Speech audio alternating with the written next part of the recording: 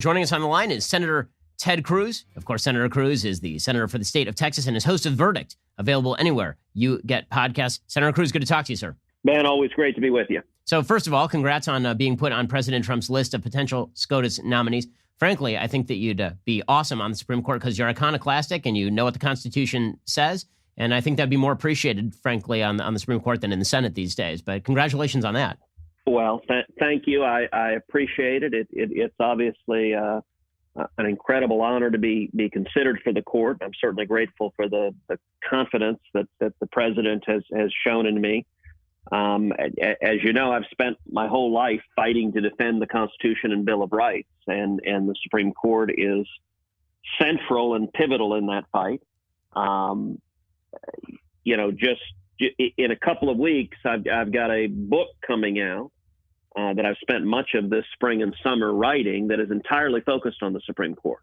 And the book is called One Vote Away, How a Single Supreme Court Seat Can Change History. And it goes through the importance of the court, but what it does, every chapter focuses on a different constitutional liberty. And so it goes through free speech and religious liberty and the Second Amendment and U.S. sovereignty. It goes through democracy and keeping the people in charge of elections instead of unelected judges.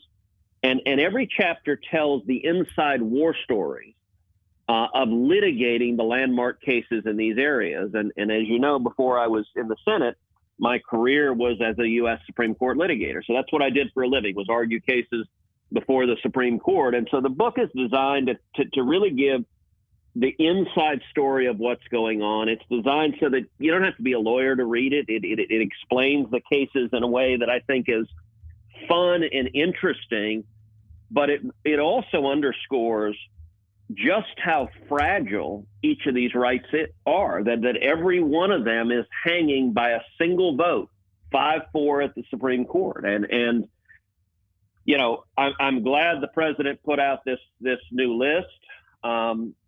I intend to keep fighting to defend the Constitution in the Senate and in the political realm, but I think defending the Constitution through the Supreme Court is immensely, immensely important.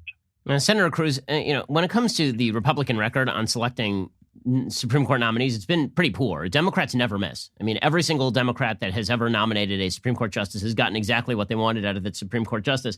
It seems like Republicans are about at a 50-50 rate here. Even justices who are largely perceived as pretty good end up leaving the fold on some pretty extraordinary issues. I mean, I was a big Neil Gorsuch fan, and his ruling on that Civil Rights Act case with regard to transgenderism and homosexuality being now written into the Civil Rights Act is pretty extraordinarily left and kind of crazy. Why is it that conservatives keep screwing this up, and why don't conservatives actually just have a litmus test for who they would nominate to the court the way the Democrats do? Democrats will openly say, we're not nominating anybody to the court unless they're going to uphold Roe versus Wade. But Republicans will not openly just say, we're not nominating anybody to the court unless they'll say that Roe versus Wade is a bad decision. Why is that?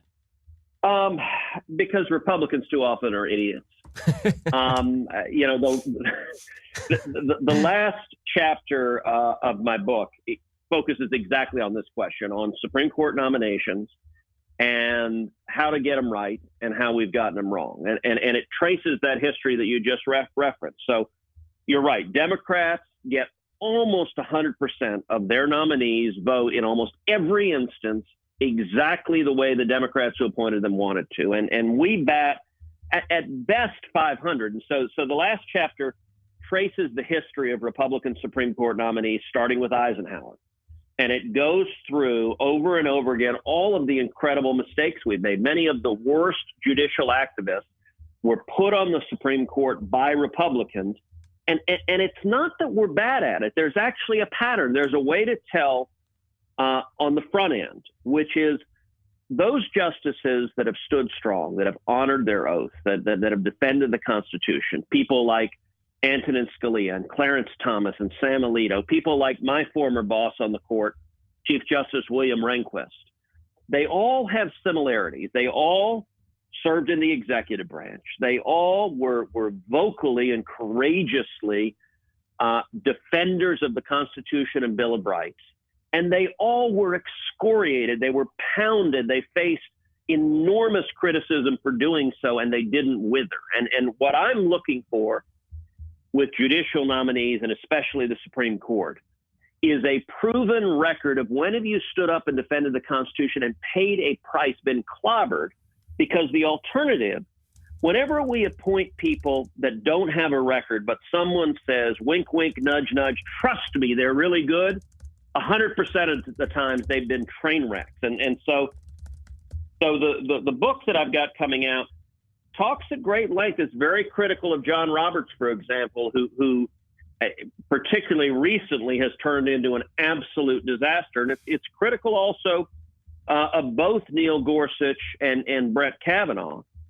And it goes through and compares the record of what kind of nominees we want so that we get it right. The Democrats, part of the reason the court, every one of these decisions, our fundamental liberties are dangling by a thread, is because we keep failing to get it right, and the stakes are too high. Joe Biden would get it right from his perspective. Every person Joe Biden would put on the court would take away your free speech, take away your religious liberty, would erase the Second Amendment from the Bill of Rights, would ban the death penalty nationwide. I mean, there are a lot of issues people don't even realize are dangling by a thread, would give up U.S. sovereignty to the United Nations and the World Court. I have a whole chapter talking about a case that I argued twice before the Supreme Court called Medellin versus Texas, where we were fighting against who decides, the American people or the United Nations. And right now we're one vote away from the court giving up your authority to decide the rules and laws in America. And I think that may well be the most important issue in this 2020 election, is the Supreme Court and judicial nominations and defending the Constitution and Bill of Rights. We're seeing Senator Ted Cruz. So meanwhile, Senator Cruz, we saw the Democrats who recently Barack Obama declared the filibuster a Jim Crow era relic, which is weird since he actually used it when he was in the Senate. Now Democrats have used this apparent Jim Crow era relic twice in order to kill Republican legislation, once on Senator Tim Scott's police reform, and now they've used the filibuster in order to kill this COVID relief package. It seems pretty obvious at this point that Democrats in the House and the Senate are seeking specifically to hold up any COVID relief package in anticipation that it's going to hurt the economy right before the election and thus lead to the downfall of President Trump. Is there any other way to interpret what just happened in the United States Senate? Ben, I think you're exactly right. You know, I suppose it's fitting that you would see Democrats using what they call a Jim Crow era relic, given that it was Democrats who wrote the Jim Crow laws and put them in place. And right now, Senate Democrats, they're filibustering everything. So they filibustered police reform. So following George Floyd's killing, we could have come together and agreed on common sense steps to protect everyone's rights. And Democrats filibustered that. They said, nope. We want to instead use this as a campaign issue to attack you, so we won't allow the Senate to consider it at all. Just yesterday, we had a provision to provide additional relief to small businesses, to families who are hurting because of the COVID crisis. And every single Democrat, 100% of them, filibustered the bill and blocked it. And I think you explained correctly why they're doing so, which is that Nancy Pelosi and Chuck Schumer have made the political judgment that it benefits them to maximize the economic pain, that if millions of Americans on election day are alone and home and unemployed and broke and pissed off, that they believe that benefits Joe Biden. And I think that's incredibly cynical. But they want to block everything from moving forward. They want as many people out of work. And by the way, they want all the kids home from school because they think it's beneficial to their party. And it is one of the many signs of just how extreme and radical today's Democratic Party has gotten. And Senator Cruz, when we look across the country at the treatment of lockdowns, it is pretty astonishing how all of the Republican states that handled COVID a lot better than some of these deep blue states have been criticized, whether it's Ron DeSantis in Florida, whether it's Greg Abbott in Texas, whether it is Doug Ducey in Arizona. They've been seen as obviously the bad guys in this entire COVID saga. President Trump obviously seen as the bad guy in this entire COVID saga. Meanwhile, New York continues to be extraordinarily locked down, despite the fact that New York's curve was crushed because pretty much everybody died. The same thing happened in New Jersey. They're still lockdown. The media continued to promulgate this theory that schools are going to be chief vectors of transmission, despite the complete lack of evidence that is the case. Again, it's hard not to read this politically. I don't want to read pandemic response politically, but at this point, it's very difficult not to read it that way. Everything that Democrats say and do right now is 100% political. There is zero interest on actually addressing something on substance. So if you look at the states across the country, the media, and by the way, one of the consequences, you and I have talked about this before, one of the consequences of the age of Trump is that the media is broken. They've lost their mind. They hate Donald Trump so much that they don't even pretend to be journalists. They are simply organs of the Democratic Party. So when it comes to the pandemic, I mean, look at the Democratic convention where they held up Andrew Cuomo as this paragon of COVID response. And New York is not even by a little bit, is by far the epicenter of the worst disaster on COVID in the country, where the death rate exceeded other states like Texas and Florida by 10x. And by the way, it's not just an accident that it did. It was actually a result of failed, disastrous Democratic policies where Governor Cuomo mandated, let's send people who are sick with COVID into nursing homes. That's a good idea. You got a bunch of vulnerable people who are elderly and have other significant health issues. Let's send people with COVID into the nursing homes. And I think it will go down in history as one of the most catastrophic public policy decisions. And yet the press heralds him as like, I don't understand when your policies have resulted in the death of more of your citizens than any state in the country, how that can be held up as a success story. But from the Democratic perspective, their objective is singular: defeat Donald Trump. That's all they care about. Towards that end, their public policy position is every business must close, everyone must lose their job, no relief from Washington, and every school must close. By the way, to show you just how ridiculously political and partisan the Democrats and the media are being about this, come November 3rd, if God forbid Joe Biden wins, and I hope and pray that he does not, I'm fighting hard to prevent it. But if he does, mark my words, that very week, the week of the election, if Joe Biden wins, suddenly everyone will say, magically, everything's okay now. Go back to work, go back to school, problem solved. You won't even need Joe Biden to be sworn in. You just need him to win the election. And it's kind of like, you remember in 2009 when Barack Obama won the Nobel Prize and he'd been in the White House like 12 minutes and he won the Nobel Peace Prize? He won the Nobel Prize for not being George W. Bush. That was sufficient. Okay, you're not George W. Bush. We'll give you the Nobel Peace Prize. It's sort of the same thing. Joe Biden, if he wins, suddenly not being Donald Trump, crisis is over. And that shows how ridiculously politicized these shutdowns are. Yes, the virus is serious, and we need to treat it seriously. But shutting down every business and every school is not a rational public policy response to keeping people safe. And Senator Cruz, let's talk a little bit about the Senate races, because right now, everybody's focused in on the presidential race because that always steals the headlines during a presidential cycle. But the fact is that it seems to me, whatever you think of President Trump, the real key for conservatives is that the Senate cannot fall into Democratic hands. I mean, they've pledged to end the filibuster, and then they've simultaneously pledged to pack the Supreme Court, as well as to increase the number of states by adding Puerto Rico and D.C., thus permanently shifting the balance of power in Washington, D.C. in the Senate toward Democrats, presumably. They want to add a couple of states that they already believe are Democratic in nature, which would fundamentally break sort of the bargain that's been held true since the beginning of the Republic, which is that if there are two parties and you're adding states, you typically add one that is believed to be aligned with one of the parties. Those are some of the systemic changes Democrats are talking about. How important is it for Republicans to maintain the Senate? What do you think Democrats will do if they gain the Senate and the presidency? So enormously important. And this loops back and connects to where we started this conversation when we're talking about the Supreme Court, because they're related. In both instances, the Democrats are ruthlessly committed to advancing their leftist policies, and that they will do whatever is necessary. So if we wake up in January of next year and we have a Biden, Pelosi, Schumer government, I agree with you that some of the first steps they'll do, let's say we have 50 Democratic senators. They will admit D.C. and Puerto Rico because they believe it'll take them from 50 Democratic senators to 54, instantaneously growing their majority.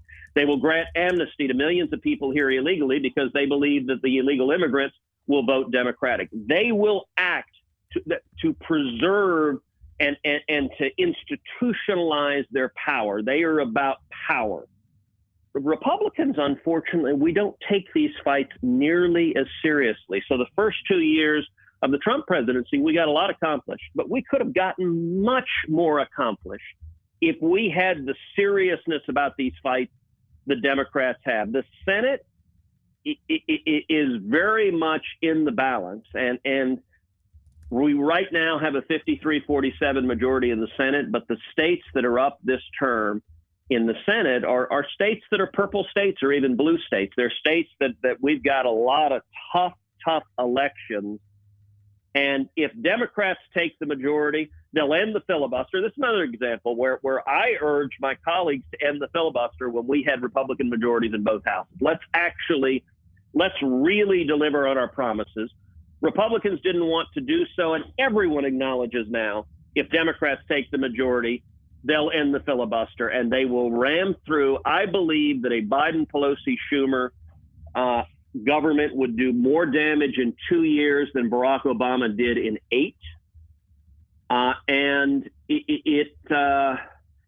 by the way, one of the consequences we'll see is the Democratic Party right now is being driven by the extremes, by the far left. The people driving the agenda are Bernie Sanders and Elizabeth Warren and AOC. And, you know, it was interesting. I was up a couple of weeks ago in Alaska. I was campaigning for Dan Sullivan, the senator's running for re-election there. And I told the folks there, I said, you know, y'all may not know this, but AOC is on the ballot in Alaska. And, you know, people were kind of puzzled and confused. And, you know, what do you mean by that? And I said, listen, if Dan Sullivan loses, if a number of these senators running in states that are potentially close lose, Chuck Schumer will be the majority leader. And if Chuck Schumer is the majority leader, Schumer has seen Democrats all over the country being primaried from the far left and losing one after the other after the other.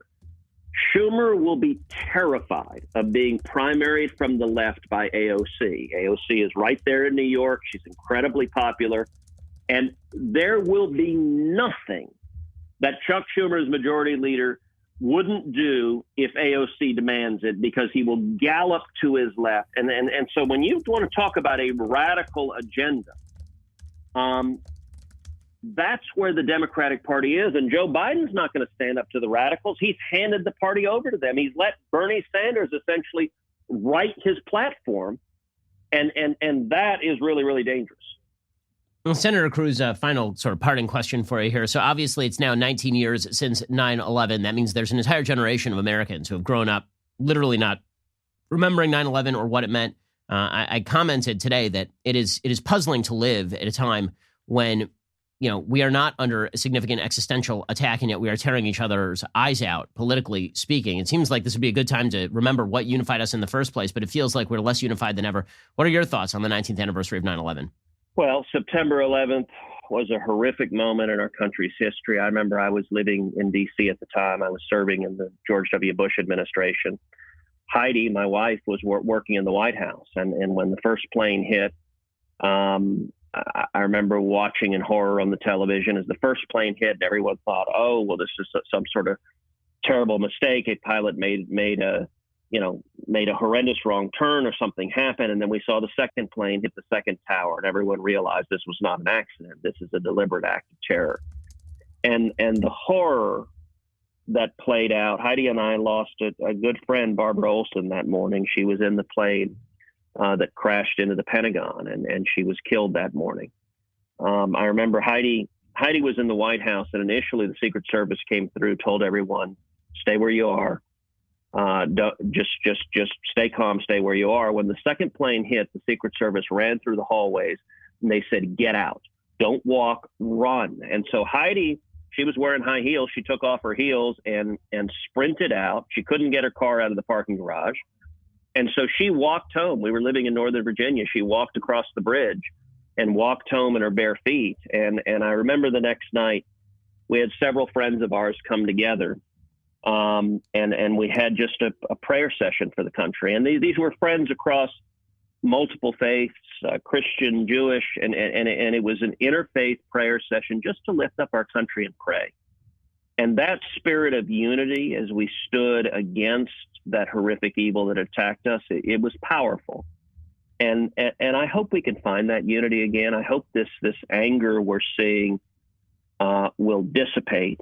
And I think the way to do so is get back to the shared values that built this country, get back to the principles of freedom, the principles of the Constitution and Bill of Rights.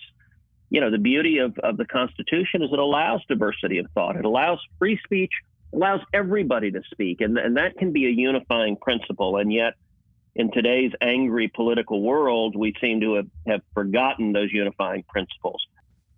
Well, Senator Ted Cruz of Texas, really appreciate your time, sir, and good luck in an increasingly partisan environment.